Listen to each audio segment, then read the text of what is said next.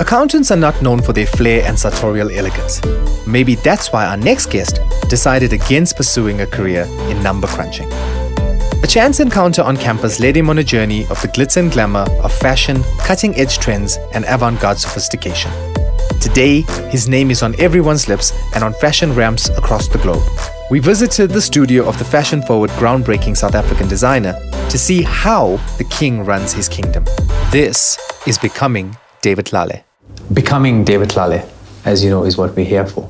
To find out how it all happened, how you became the David Tlale we know, but or we think we know. Was it always fashion? It's never been always fashion.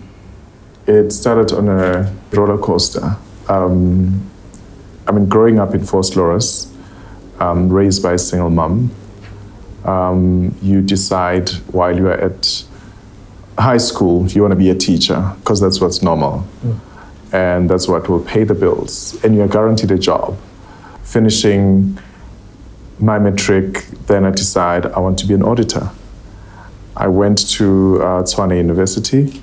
8 months into the course, realized that I hate this. It wasn't me.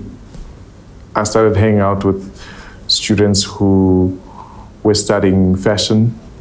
After hours, went to their classes, music is banging, people are sketching away, people are cutting patterns, some people are on the sewing machines. I was like, this is what I'm all about. I love this whole madness. Got home, told my mom, I'm not going back to school. I'm done with auditing. She goes, but it's only your first year. I'm like, yes, I got what I wanted, but I've actually found myself. I'm going to become a fashion designer. How did she feel about that? Like, was she feel you making a rash decision? Did she see the vision straight away, or was it a struggle? She didn't see the vision. All she saw was she was going to have a son that's make clothes. That was actually her statement. I'm not going to have a son that's going to make clothes. I'm like, Mom, I'm not going to make clothes. I'm going to study to become a fashion designer. It was my responsibility to actually walk the path with her and introduce her to this new crazy world. I remember going to Vaal University and going to apply. I did my psychometric test, I did my aptitude test. And this lecturer goes, did you become a fashion designer? Were you a fashion designer or did you start dressmaking before? I was like, I haven't studied any of that. It's just that I know that I want to be here. Have I ever sat behind a machine to make clothes before then? No. Have I ever sketched anything? No. Have I had a clue what a fashion designer is about? No. But I'm here to learn. And I think that it was the attitude that actually sold me to the school. Then I got accepted. Went back home. I told my mom that I've been accepted in a fashion school. She goes, how are you going to pay for it? I'm like, don't worry. I will start working. Later on, I met someone who became a friend of mine, taught me how to arrange flowers.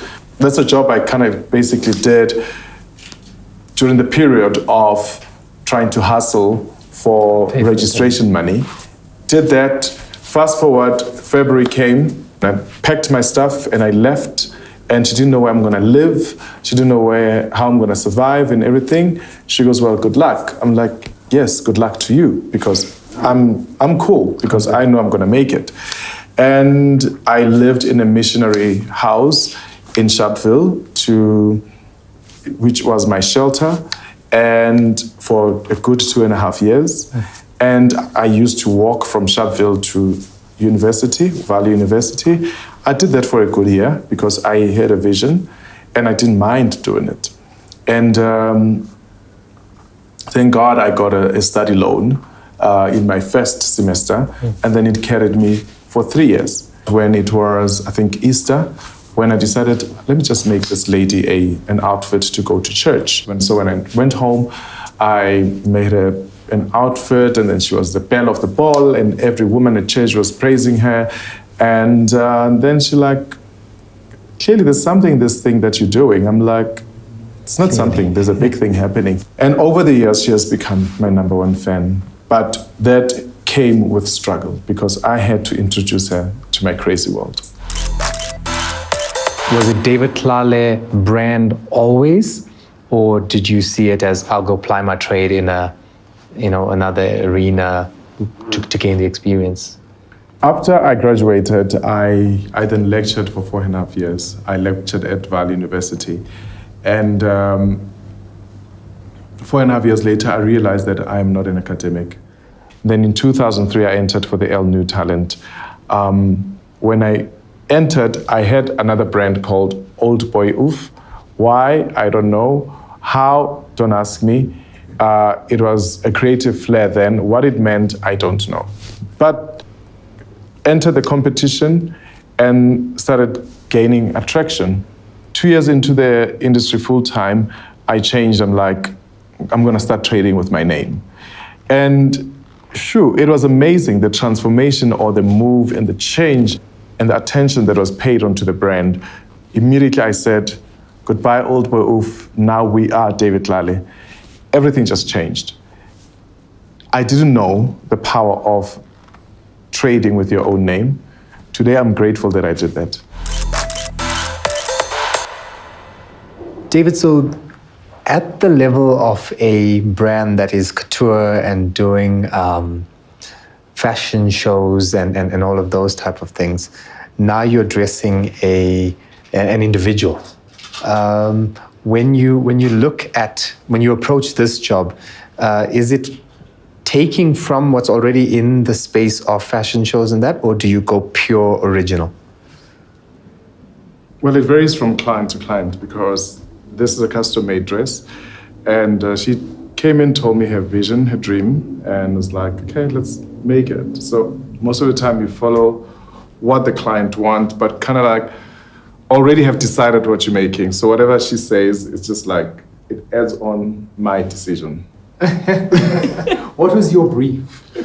My brief was jumpsuit, to be honest. Yeah, jumpsuit and to look different because I know that when I go to the matric dance, everyone will be wearing a dress. So I just wanted to be different and to appear different. So I wanted a jumpsuit.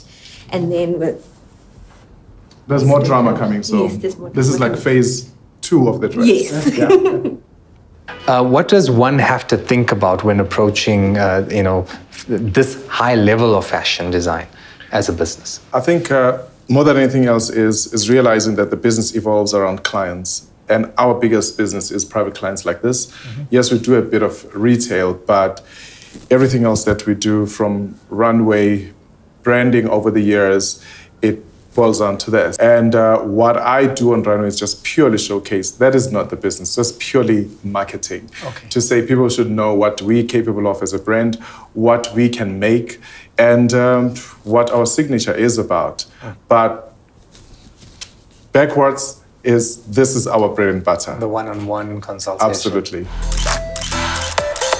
I must say, watching you sit up on that throne, I'm just thinking about story of another David, King David, in the Bible, and just the journey that was him from knowing he'd be king to actually becoming king, and I don't know why I'm drawing similarities.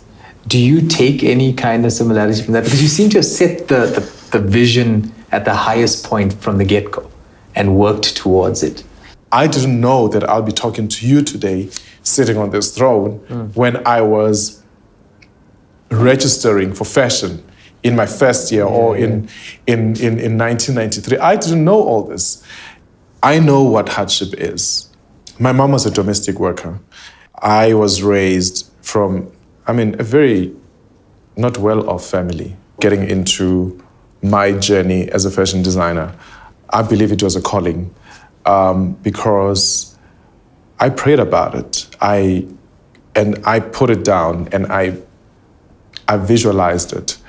How it was going to transform or transpire, I didn't know. All I did was just trust God and just trust the process. On a final point in terms of the business, the brand, the fashion things, what would you give as a sum up of a practical approach to say 3 steps maybe to getting into this thing? I know it's not that easy. I get that. If you were to try sum it up, what would we say?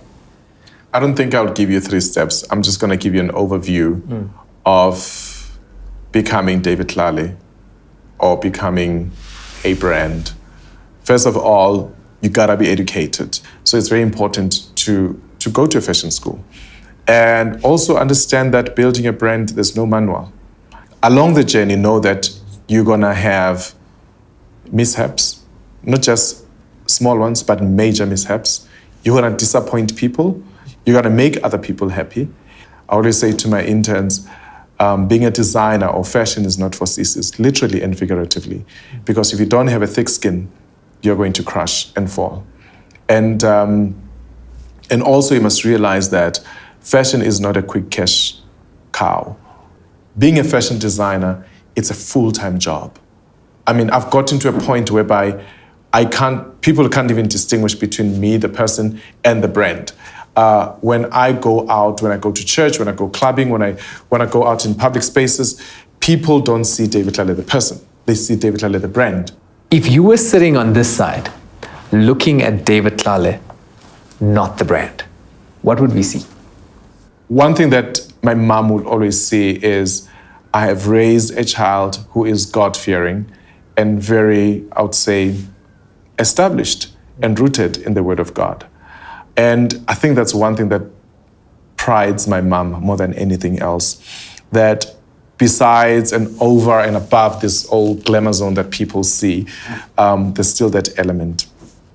And what I think I'd be happy to see, or what I would see in me, is a person who loves life and who's not scared of challenges and who appreciates life for what it is.